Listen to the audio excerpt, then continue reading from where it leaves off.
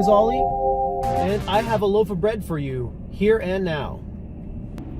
Today's loaf of bread comes to us from the American poet Walt Whitman, and it goes a little something like this. There will soon be no more priests. A superior breed shall take their place. A new order shall arise, and they shall be the priests of man. And every man shall be his own priest. I absolutely love this passage. I read it early on in my journey of exploration, and it gave me lots of inspiration and lots of hope. It was like a little bit of validation, because as I started flirting with the idea of making my own religion, I had lots of doubts and I had lots of insecurities. You don't really hear about people making and inventing their own religions too often. And when you do, it's usually not a positive story. I'm thinking here of cult leaders and, things like Scientology. But from the get-go, my intentions were very different from such endeavors. I never wanted to make a religion in order to convert others. My intentions were more in line with what Walt Whitman says in this quote.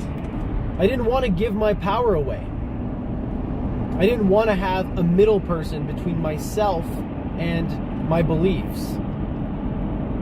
I wanted to choose on my own. In other words, I wanted to be my own priest and to answer to the law of my own being, whatever that turned out to be. I wanted a direct line to my higher power. And so when I first read that quote from Walt Whitman, I wanted to give a big, loud cry of victory. It felt like maybe I'm not alone. It felt like maybe there are others out there who feel the same way, who are tired of following, of being told not to question, of being told to exercise faith in things they don't understand and things that don't make logical sense. So after reading that quote, I started the long and ongoing process of building my own personal religion. And as you know, if you've been watching these videos, sometimes I call it a religion, sometimes I call it a philosophy. It really makes no difference. At the end of the day, whether you call it a philosophy or a religion, it amounts to the same thing. It's a set of guidelines, a set of rules, a set of ideas that govern your life and give it meaning and direction. Whether it's Stoic philosophy or Catholicism, whether it's Taoism or some branch of Buddhism, these things blur the line between religion and philosophy. And I would argue that the line was never there to begin with. When we're talking about our comprehensive systems of living that influence everything from your thoughts and intentions all the way down to how you present yourself and how you behave in public.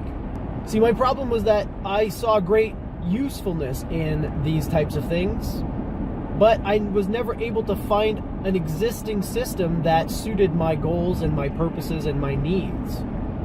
So on the one hand, I wanted a formal, systematic approach, but on the other hand, I couldn't find one that really suited me.